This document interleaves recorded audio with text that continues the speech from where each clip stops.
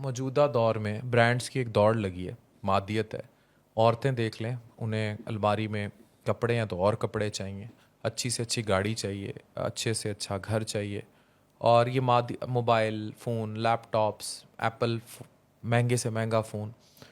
मौजूदा दौर में इंसान इतना खोखला होता जा रहा है। एवरी वन ऑफ अस, आप और मैं भी आज से 50-60 साल कॉम्प्लेक्स का बाद शिकार हो गए हैं। बैठे ही नहीं होंगे, हम इधर मिट्टी हैं।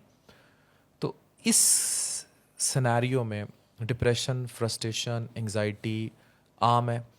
नौजवान पागल हो रहा है, शादी कर ही नहीं सकता। वजह क्या है इसकी? ओवरसीज बैठा है। वजह क्या है इसकी? आप तो ओवरसीज रह के आए हैं, आपको पता है अक्सर ओवरसीज वहाँ लेबर क्लास है, 35-40 उम्र है, पीछे घर बनाना है, मैं ये बहन कह की रहा हूँ शादी कि करनी है, खुद इसकी शादी भी हो वजह नहीं क्या है? ये रही। जो आपने ब्रांड्स बताई है और ये जो एक इन्फीरियरिटी कॉम्प्लेक्स का शिकार हो रही है पूरी कौम, क्या है? मैं बता दूँ, एक मरासी भी होगा ना, यहाँ से बाहर जाएगा, वो चाहे 2 मिनट के लिए 3 मिनट के लिए अपनी लाइफ का वो पहलू सोशल मीडिया पे अपलोड करेगा, जिसको देख के उसकी पूरी कम्युनिटी, उसका पूरा कबीला कॉम्प्लेक्स का शिकार हो जाएगा। वो बाहर मजदूरी कर रहा होगा, वो ईंटें उठा रहा होगा, लेकिन वो जो पीछे बुर्ज खलीफा के सामने तस्वीर होगी ना, लोग कहेंगे यार ये लाइफ है। सोशल मीडिया का बहुत बड़ा किरदार है, क्योंकि सोशल मीडिया पे जो 90% पोस्ट हैं, जो 90% Gucci, Armani, LV, Patek Philips, Rolex और फ्रैंक मिलर जो है ना, वो जाली है जो लोग दिखा रहे हैं। उनको देख के लोग उनको आइडियलाइज करने की दौड़ में वो खुद डिप्रेशन का शिकार हो गए हैं। मैंने क्यों बताया social media is the leading cause of depression.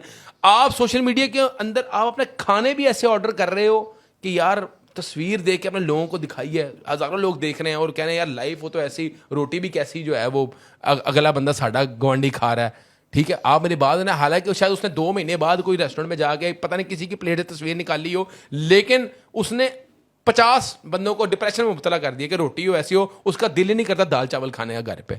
तो समहाउ ये एक स्केपिस्ट मीडिया है जो कि लोगों को हकीकत से बहुत दूर कर रहा है सोशल मीडिया, और कॉन्स्टेंटली एक विशियस सर्कल है, ये चल रहा है और ये बर्बादी फैला रहा है। ये एक कैंसर की तरह जो है ना आपकी और हमारी जिंदगियों के अंदर जो है ना वो तबाहियां मचा रहा है। देखें, ये जो ट्रेंड्स हैं, जो फैशन के ट्रेंड्स हैं, वो कहाँ से निकल रहे हैं? सोशल मीडिया से निकल रहे हैं ना।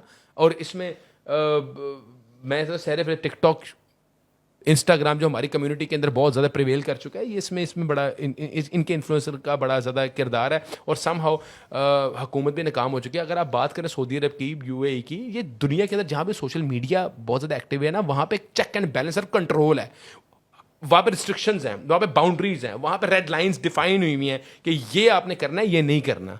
और वहाँ पे समहाउ सऊदी अरब को भी आप देख लें या आप दूसरी मुल्कों को देख लें, वो समहाउ अपने कल्चर को बहुत ज़्यादा प्रमोट कर रहे हैं। वो को खिलाफ कानून या अखलाकियात से गिरी हुई हरकतें नहीं कर रहे टिकटॉक के ऊपर। वहाँ पे टिकटॉक बहुत बड़ा मीडियम है कई मुल्कों के अंदर एजुकेशन का। पाकिस्तान के अंदर ये नाच गाने हैं, क्योंकि हमारे पास वो प्रोडक्टिव है ही नहीं, हमारी ऑडियंस ही ऐसी है, वो देखने नाच गाना चाहती है, अपने कैलिपर के मुताबिक उन्होंने चीज़ों को सब्सक्राइब करना है। अपनी मैं आपको बात बता दूं, हमने सोशल मीडिया के थ्रू अल्लाह के फजलो करम से लाखों नहीं करोड़ों लोगों तक कुरान पहुंचाया है हमारी टीम ने, माशाल्लाह। तो इसका ये भी इस्तेमाल हो सकता है। कहने का मकसद ये है कि लेकिन ओवरऑल माशरती तौर पे अगर आप बात करें तो कहीं ना कहीं हम लोग खुद इस बिगाड़ के ज़िम्मेदार हैं। हम लोगों ने अपनी हुकूमत की बात अगर कर रहे हैं, उन्होंने अपने खिलाफ उठनी हुई आवाज़ों को बंद करने के लिए ट्विटर पूरा बैन कर दिया, लेकिन आवाम की खिलाफियत की धज्जियाँ उड़ाने वाले टिकटॉक को क्यों नहीं इन्होंने बैन किया? उसको पाबंदी सलासल पहले होना चाहिए।